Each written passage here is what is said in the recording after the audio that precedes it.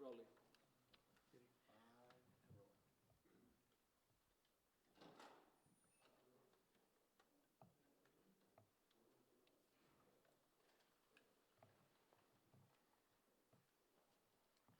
You ready? Yes, sir. All right, well, good evening, everybody. My name is Jim Vasquez. I'm the interim superintendent for the Socorro Independent School District. Thank you all for joining us and helping keep our community informed. I also want to thank President Nahera and our conservators, Dr. Hinojosa and Mr. Kim. You know, when I first assumed this role as the acting superintendent last April, I knew there were going to be difficult days ahead and there were going to be difficult decisions to be made.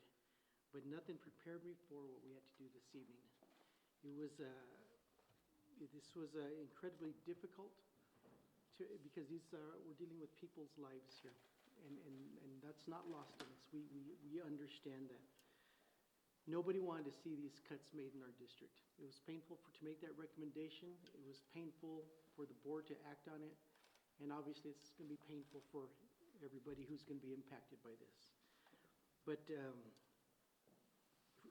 unfortunately, we're in a situation where if we didn't act, our district would be financially insolvent. We couldn't pass another deficit budget. We don't have the fund balance to cover that anymore. And over the course of the past 10 months, our team has worked together to identify $25 million worth of savings, mostly by not filling positions and other operational costs. And we hoped that would be enough, but it wasn't. We still needed to cut by $38 million. And the way we arrived at that was by, last summer we adopted a $22 million deficit budget. It increased to about $24 million based on hires we made in high need areas such as special education. And on top of that, we're anticipating a loss of about 700 students next year. That's going to be an additional $7 million roughly in lost revenue. And on top of that, we've been transferring money from our general fund to our health fund to cover those costs. And that's going to be about another $7 million. And that's what brings us to the 38. With close to 90% of our budget going towards salaries, another 5-ish% or so is going towards maintenance, utilities, fuel costs, and so forth. That's about another 5%. Means we're running the district on about 5-6% of our entire budget. When we're looking at the numbers we needed to cut, 38 million, there's not much left in that 5-6%. So we had to look in the close to 90%. There was just no other way, and it pains us all. Nobody ever wanted to see us in this position, but we made the decision that was in the best interest of the district as a whole to save us from a financial exigency. At that point, it could mean a state takeover, and we can't allow that. So we had to make this tough decision. The board made a courageous decision tonight. It was one nobody ever anticipated, one nobody ever wanted, but it was one we had to make for the solvency of the district. At this point, I'm going to turn it over to Mr. Nahara.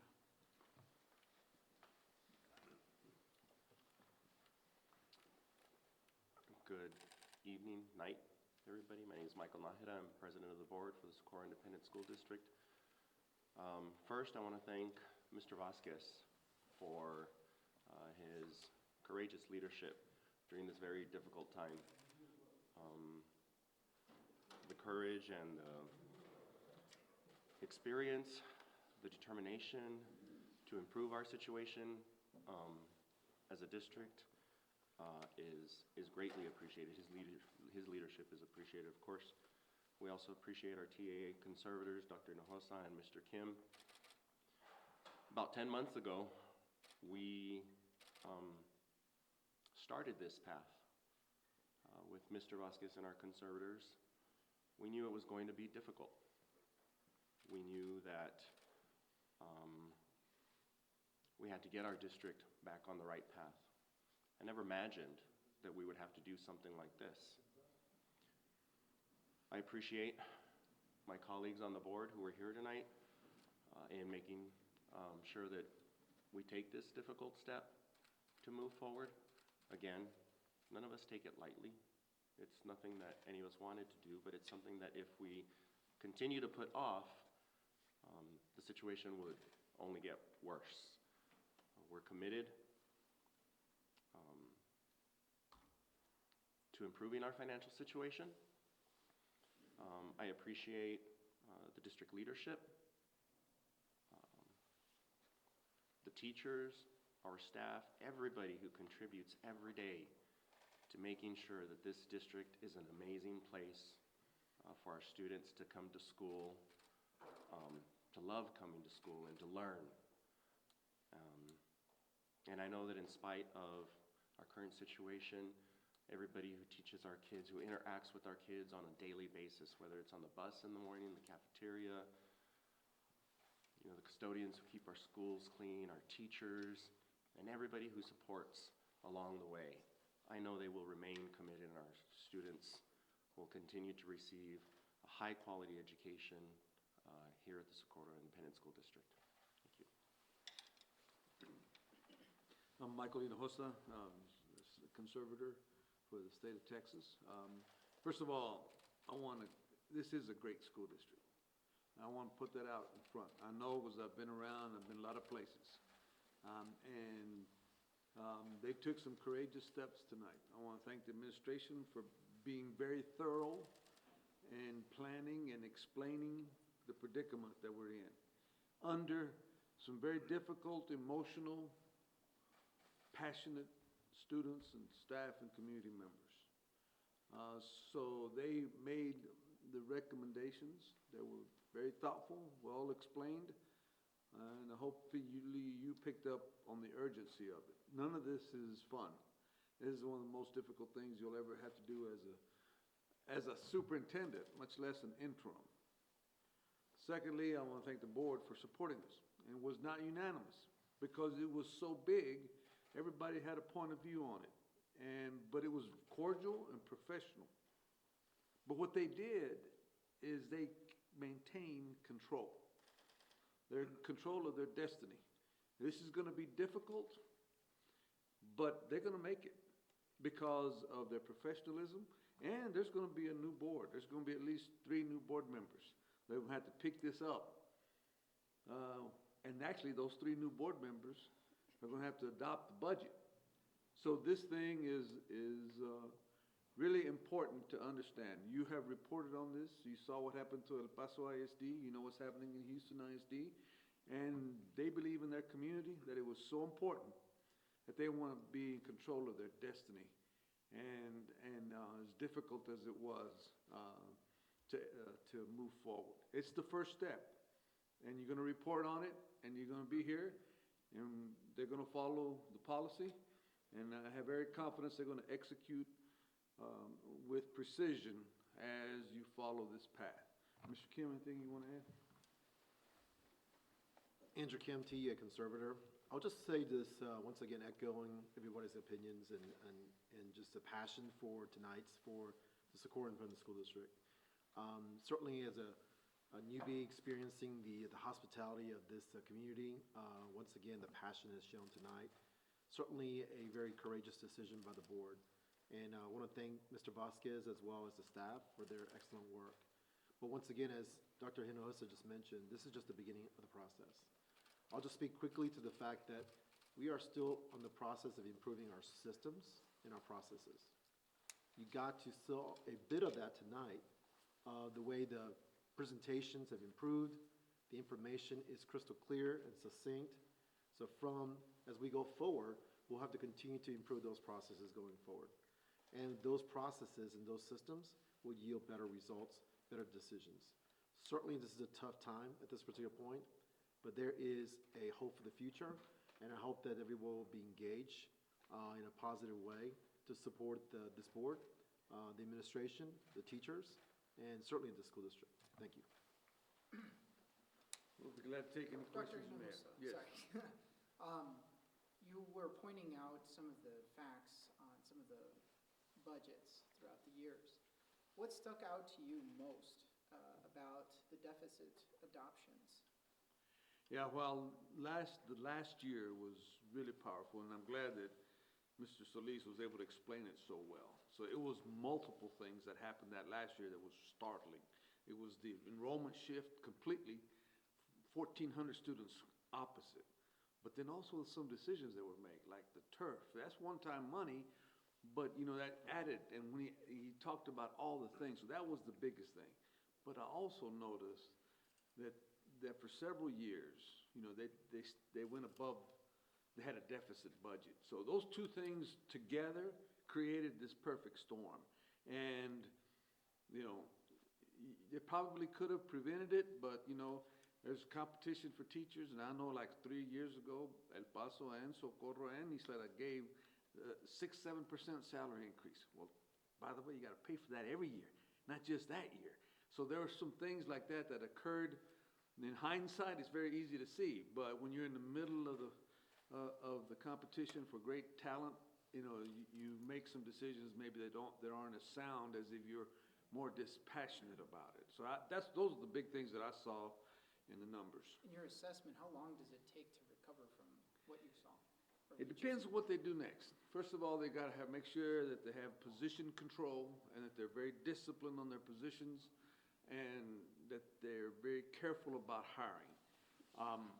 In my experience, we had a lot of other issues when I was in Dallas. We had problems with our audit, and we had problems with our systems, as Mr. Kim has described. But we turned it around in 2 years. But then we had a goal. And my evaluation, part of it was for me to get rid of the audit findings, and part of it was for me to build the fund balance. So every year we saved money so that we could build the fund balance. Within 3 or 4 years, we were good. And like I said, it took the rest of my career to leave them with $1 billion in reserve. But you got to start and you got to have discipline. And if it becomes a goal of the administration and his evaluation of whoever the superintendent is to build that reserve, it'll happen. It'll happen. And you don't have to go through these kinds of things like we did tonight. Dr. Hinojosa, so if the board hadn't decided to go through with these layoffs, what would you have done? Well, I care about this community. I mean, this is what launched my career. I was going to let them own it, and I was willing to give them another meeting. But I was not going, at some point, I was going to have to make a tough decision. And luckily, I didn't have to do that, but I was prepared to because there's so much at stake. But now that they've made it, they got to face the music. It's not going to be pleasant for them. But I think in the long run, they're in control of their own destiny. And so I had gotten permission from the commissioner to do whatever I needed to do, but I decided to let them do it. How long had you all known that layoffs were going to be a possibility? Well, it wasn't until they kept peeling the onion back. And the fact that now we're going to maybe lose another 700 kids next year. That's when they try to do everything through attrition. They try to do through positions. And the more they went, they would call us, and Mr. Vasquez communicates with me often. He says, Doc, we're not going to be able to make it without more significant cuts. And so then the rest was, how do you plan this? And, you don't want to keep coming back and doing this every year. So part of the concept was cut deep enough so that the people don't have to do this again next year. And it was going to take discipline to start building their fund balance. So I think it was kind of organic, but we kind of headed this way. And then finally they came to the conclusion there's no other way out. And that was probably happened about a couple of weeks ago when they notified me. And so how do we follow the policy? How do we make this work? So I've known that it was probably going to end up this way for a couple of weeks. I wanted to ask, who is going to make the decision of what educators and staff stay and what educators and staff go? Well, that comes next, and I don't know if someone else wants to help me with it, but they've identified the areas, and they kind of talked about it. Like, the one program changes in the elementary arts. Then the others just depends. Like when you go to, first of all, the hardest part is like getting a master schedule for the high school, because a lot of that's already baked in, so there's not a lot of wiggle room about how you make classes go bigger. And then at the elementary level, too, is you might need less teachers. And so until they actually put all those formulas in, and then What's gonna be really important is the budget assumptions they make for next year. That's really gonna be big. Anything you wanna add to that, Andrew? I think the process begins tonight, and going forward, to your question, certainly there is a policy that's in place. And certainly, as you heard tonight, performance will matter, but enrollment matters. So enrollment is not all equitable at every grade level. Approximately about 3,000 students are graduating from the Socorro Independent School District, but you have about 2,500 students coming in at the kindergarten level. So you can see the exchange of that in terms of the enrollment decline, about an average of 500 students. So we're gonna have to really look at where the deficits are in terms of enrollment, and really make a focused decision about where.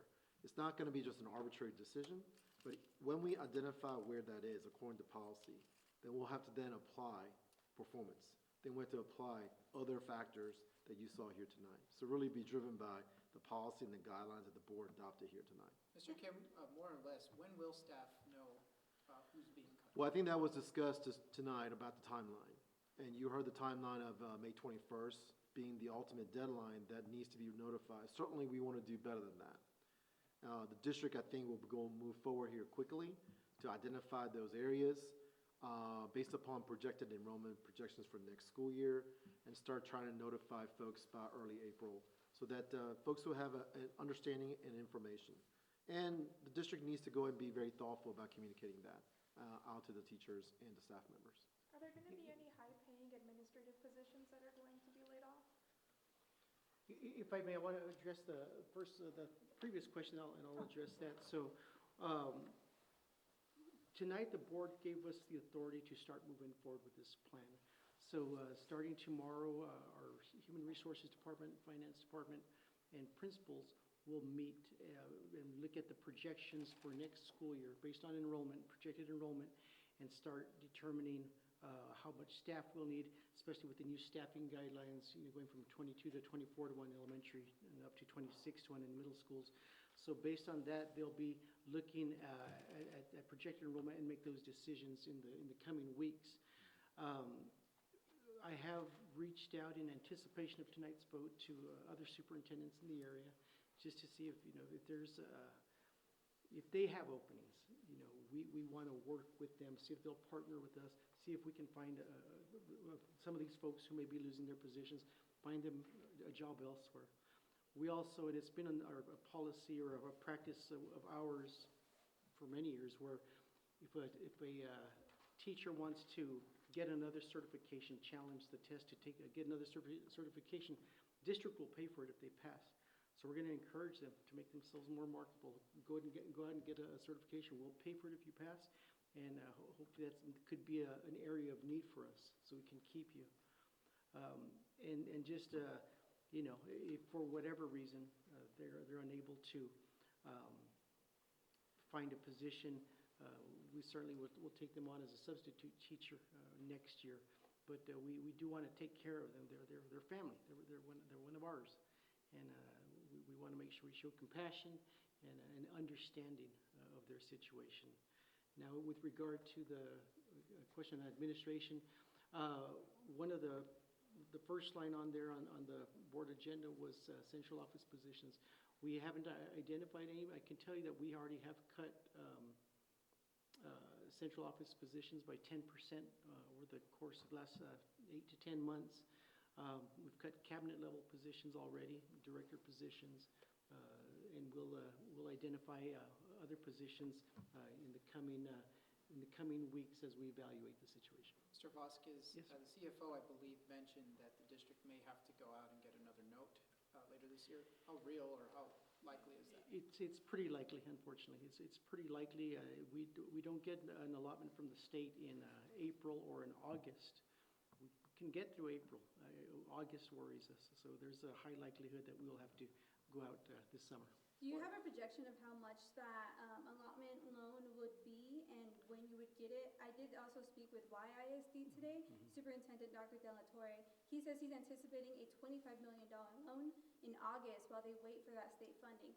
Can you tell us what the SISD is anticipating? We're still looking at, but it would be in that ballpark, 25, 30 million, as as far as we can tell right now. Has the previous loan been paid off? Yes, we just paid it off a couple of weeks ago with interest. And, I mean, do you have any particular message that you would say to the state government in terms of what public schools need in terms of funding? Yeah, it's, part of it, as Dr. Hinojosa mentioned, part of it was us. Some of our projections were off. We didn't anticipate, like most districts, didn't anticipate this decline in enrollment, not this severe, and not as soon. As you saw in the numbers, we didn't even go stagnant. We didn't go flat. We went from gaining over 500 students one year to losing over 500 the next year. So nobody could have anticipated that. That being said, you've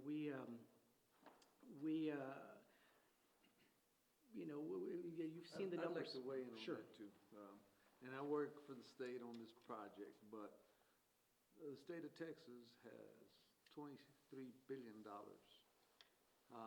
But elections have consequences.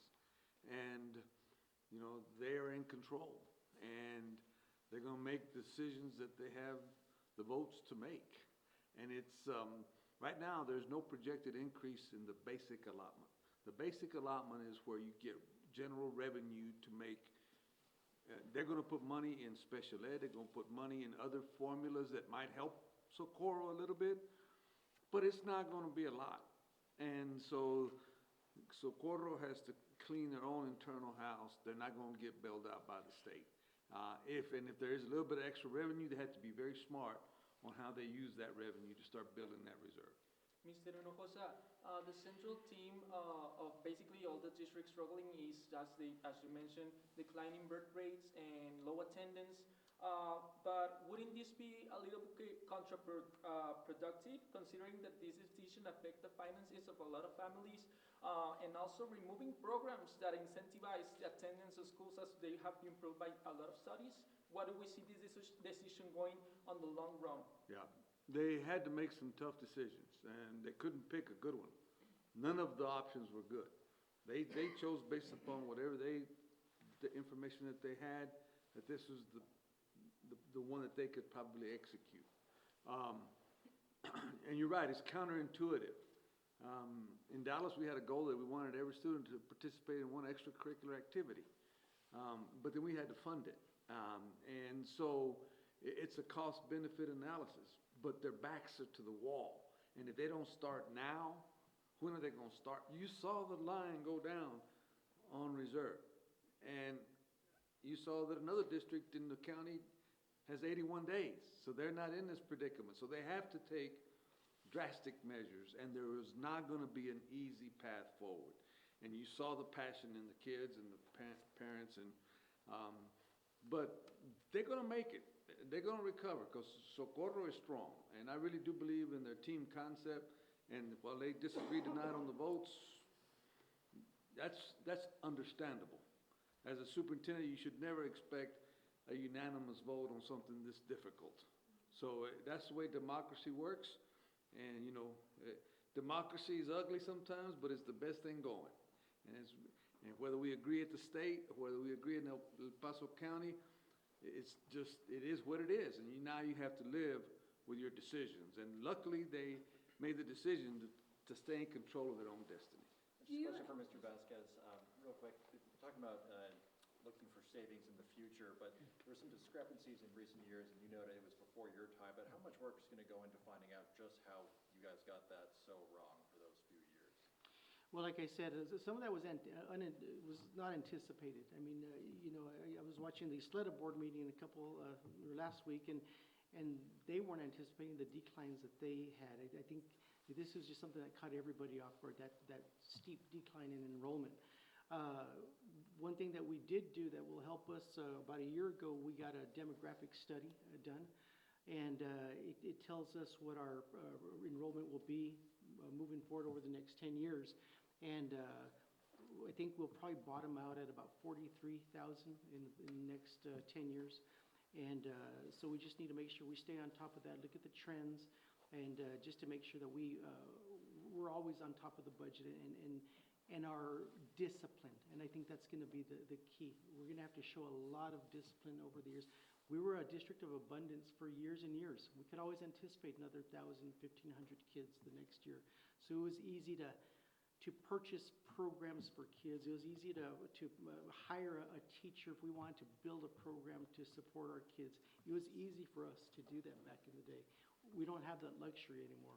So we're going to have to adapt to our new reality and be more disciplined moving forward. Has there been an assessment as to how much of the market charter, private, and homeschooling is to public school districts here?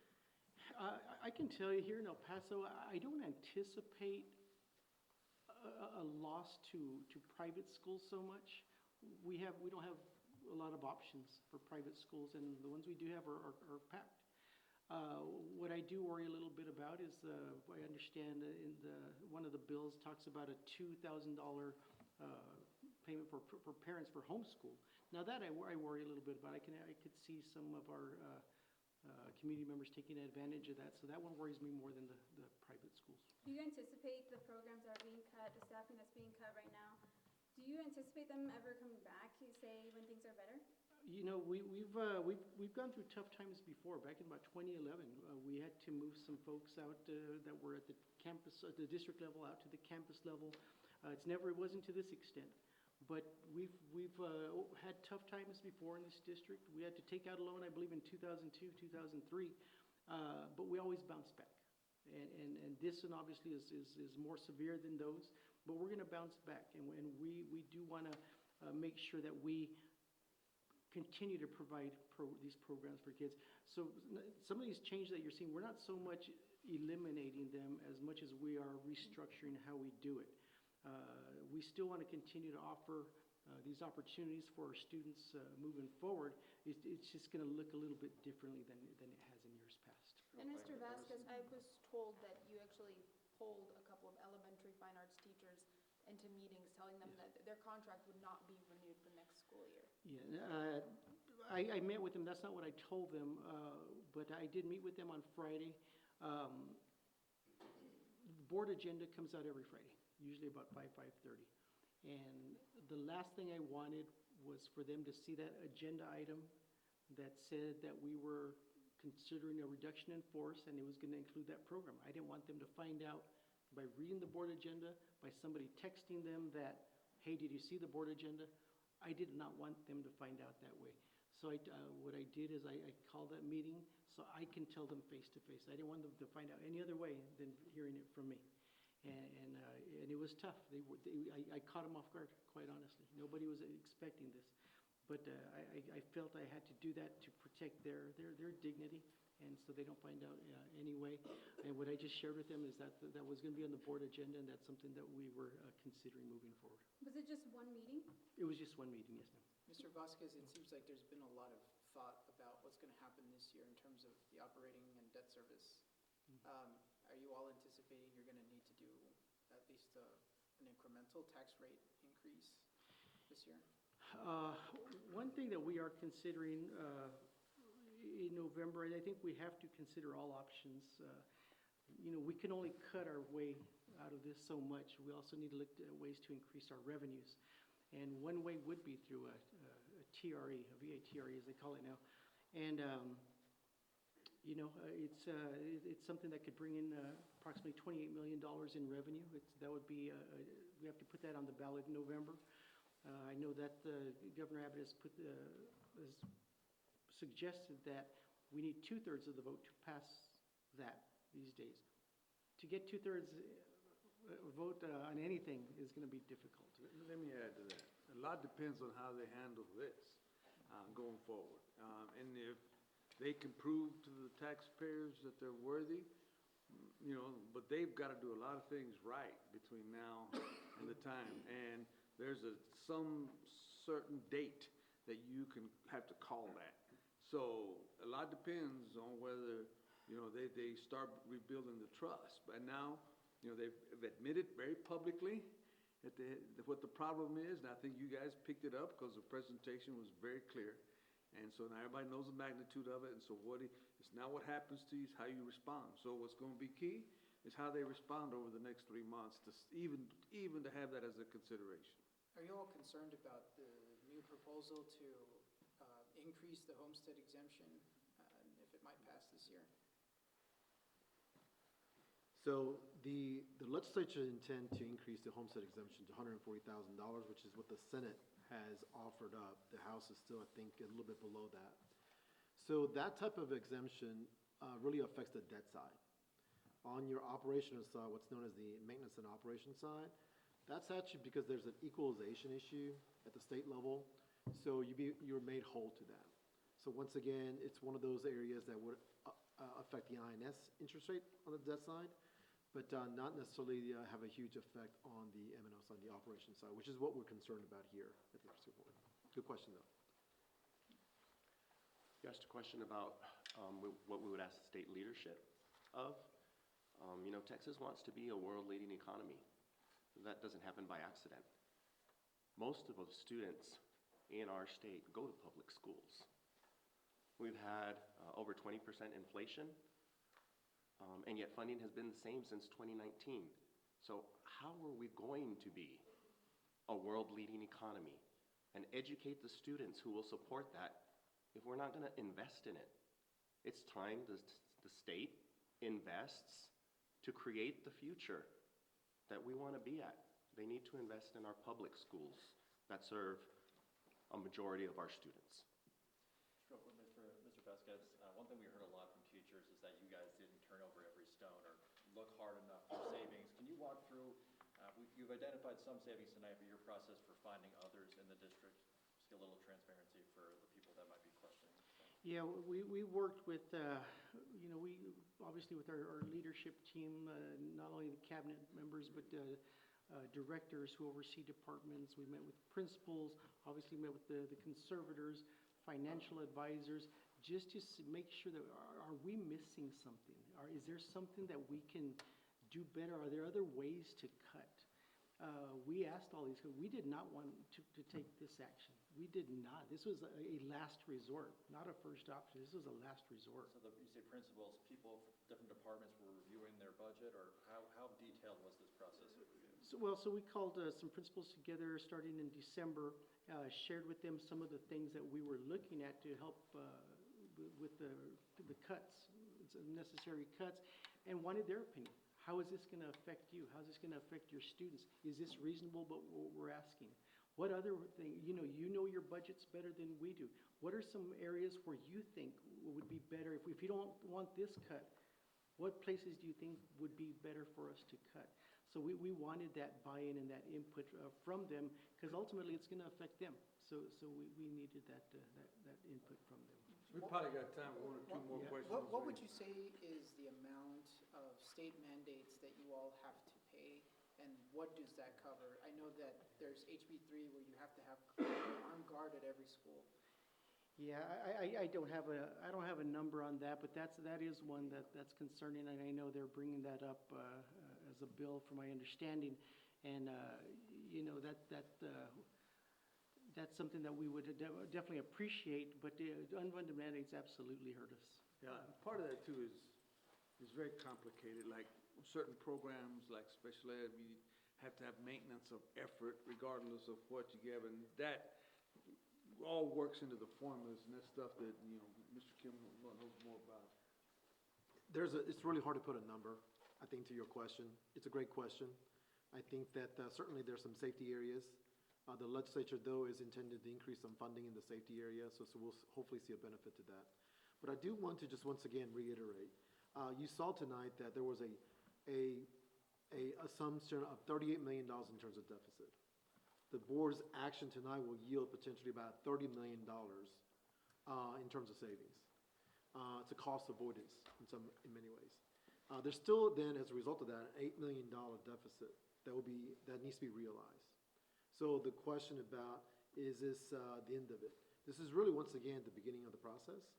And I think, once again, there will be continuous discussion about the systems and the processes and the structures that we need to take care of to address further going forward what other areas that we might need to look at. And I think, once again, this was, once again, a tough process, but a beginning one. One final question. It's getting be midnight on Mountain Time, and, so any final question? Thank you very much, appreciate it, thanks. Thank you, Doctor.